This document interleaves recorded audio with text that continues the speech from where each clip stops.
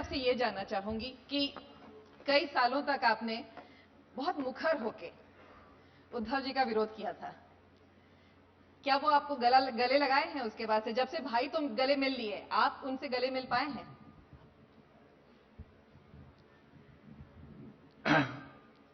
Dear sister, जहां तक मुझे कहना है कि वो दोनों भाई, दोनों परिवार एक आ जाए, ये मेरे मन की बात नहीं थी, ये मेरी दिली ख्वाहिश थी और उसमें मेरा कोई निजी स्वार्थ नहीं था।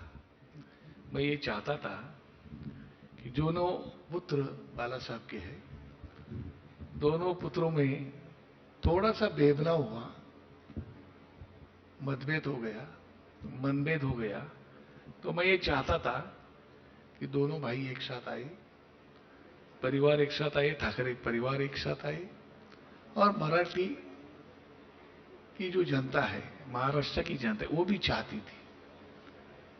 और मुझे लगता है कि वो अभी दोनों साथ में आए हैं तो उन्हें मुझे गले लगाने में कोई दिक्कत नहीं आएगी। लेकिन मगर लगाया क्या गले? नहीं, लगाने की जरूरत भी नहीं है।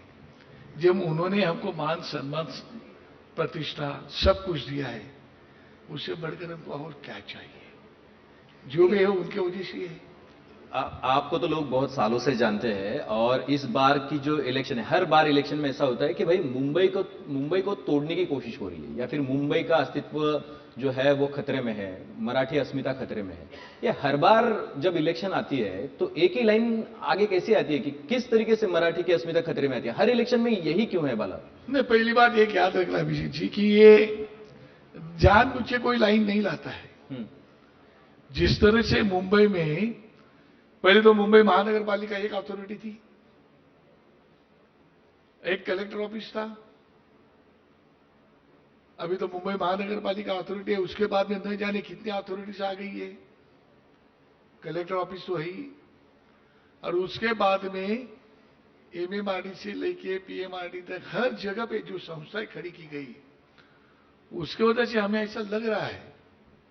और उसके बाद में एमएमआर रीजन जो बनाया गया है, ये संस्थाएं तो आज तो नहीं बनी, पिछले 20-25 साल से आज नहीं बनी है। संस्थाएं तो अलग अलग हैं सर, लेकिन मुद्दा ये है कि हर बार मराठी मानुस ही क्यों खतरे में आ जाता है, और वो भी वही चुनाव के समय। कोई मराठी मानुस खतरे में आने का सवाल ही नहीं है। जब 107 हुतात्मे हमने दिए थे, सबका मुद्दा यही है कि हम मराठी के लिए एक साथ आए। बिल्कुल ना, बिल्कुल मुद्दा रहेगा ही, क्योंकि जिस तरह से आप अगर देख रहे हैं कि एमएमआर रीजन जो बन रहा है, वो एमएमआर रीजन के लिए जैसे वो जा रहा है, वो देखने के बाद लोगों के दिल में डर है।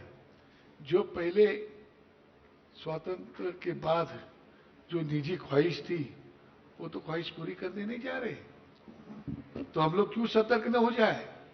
ये कोई सत्ता सुंदरी की लड़ाई नहीं है, ये मराठी आदमी की लड़ाई है। 107 हुतात्मे जब हमने दिए हैं तो हमें लगता है कि मुंबई हमारी और हमारी रहनी चाहिए। इसका मतलब हम लोग और कुछ लोगों का द्वेष नहीं करते। मैं आपसे एक सवाल परब साहब के पास जाएंगे, उससे पहले एक सवाल आपसे पूछना चाहूंगी कि दोनों भाइयों को साथ लेने में आपने बहुत पहले इच्छा जताई थी, कहा था कि दोनों को साथ होना चाहिए, बहुत इसके लिए आपने काम भी किया, लेकिन जब स्टेज पे दिखे तो सिर्फ संजय राउत दिखे, आप नहीं दिखे। नहीं, ये वो हकीकत में बताता हूँ, वो दरमियान मुझे थोड़ा सा बहुत बड़ा गले का प्रॉब्लम हो गया था और मैं बात ही नहीं कर सकता था। और मुझे ये डर था कि अगर मैं जाऊंगा तो साहब मुझे बाजू में बिठाएंगे, न जाने मेरा इन्फेक्शन अगर उनको हो जाता है। एक बार मुझे इन्फेक्शन हो जाएगा तो मैं समझ सकता हूं, पर उनको इन्फेक्शन अगर हो जाता है तो उनको रैलीज करनी है, लोगों को मिलना है, तो क्या करेंगे? उसके लिए मैं जानबूझ के नहीं गया था।